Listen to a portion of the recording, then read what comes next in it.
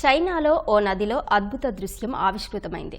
హైనింగ్ ప్రావిన్స్లోని కియాంటాంగ్ నదిలో రెండు వేర్వేరు దిశల్లో వచ్చిన అలలు ఒకచోట కలిసి చూపర్లను ఆకట్టుకుంటుంది. రెండు వైపుల నుంచి అలలు ఉప్పొంగుతూ మధ్యలో ఆ రెండు అలలు ఒకచోట కలుస్తూ ఎక్స్ ఆకారంలో మారుతున్న దృశ్యాలు ఎంతో ఆకర్షణీయంగా ఉన్నాయి.